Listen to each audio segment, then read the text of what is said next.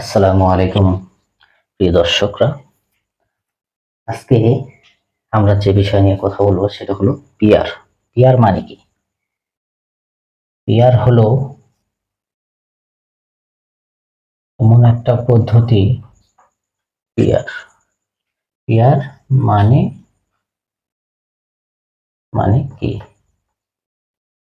Peer এমন একটা পদ্ধতি, সেটা হলো সর্বদল, সব দলের অংশগ্রহণ।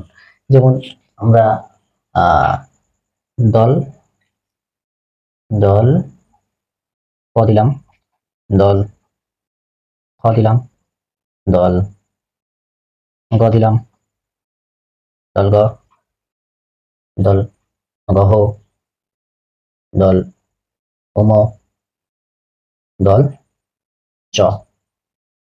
1 2 3 4 5 6, 6টা দল দিলাম, ঠিক আছে। এই 6টা দলের মধ্যে আপনার 6টা দলের মধ্যে যদি আমাদের দেশে 12 কোটি ভোট, 6 দল উপস্থিত হলো, তো পিয়ার মানে কি? পিয়ার হলো সর্বদলের অংশগ্রহণ। ধরেন দল ক, তিনি 40% ভোট পাইল, 40% ভোট পাইল, ঠিক আছে। দল ঘ, তিনি পাইলেন, দল খ তিনি পাইলেন 35%, ঠিক আছে। তারপর দল গ, তিনি পাইলেন 15%।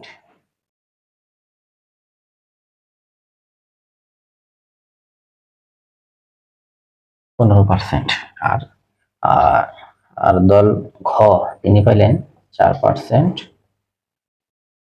ঠিক আছে। দল ম পাইলেন হলো 3%, দল চ পাইলেন 3%। 3% পাইলে সেক্ষেত্রে দল ক, তিনি আসন পাবেন 340-এ কত? 340-এ 120। দল ঘ, দল খ পাবে হলো 35, 3 3 90 আর হলো 3 5 15, 105। সহজ হিসাব। দল ঘ, দল ঘ 15টা, 3 15 45টা, 4 5 45টা। দল ঘ 4 12টা, দল ওম 3 9টা, দল চ 9টা। এখানে সর্বদলের অংশগ্রহণ আছে। এখানে আপনার কোনো নমিনেশন বাণিজ্য নাই, কোনো নেতার হাত ধরা নাই, পাও ধরা নাই, কোনো টাকা পয়সা দেওয়ার কোনো নাই, অপশন নাই। সেক্ষেত্রে আমার মনে হয় যখন সর্বদলের অংশগ্রহণ থাকবে, তখন একক এই যে 120 আসন পেয়ে তিনি গঠন করতে পারবে না, সরকার গঠন করতে পারবে না। তারপর এই যে 105 আসন, ইনরাও কিন্তু সরকার গঠন করতে পারবে না, ঠিক আছে।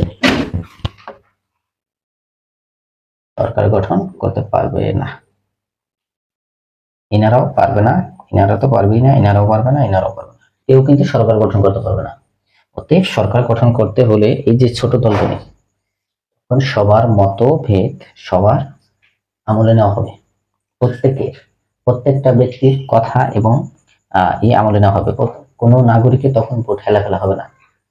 কারণ হেলাফেলা হবে না এই কারণে যে এখানে তার 1% ভোট পাইলে, একটা ভোট পাইলে 1% পাইলে 3টে আসন পেতেছে একটা দল।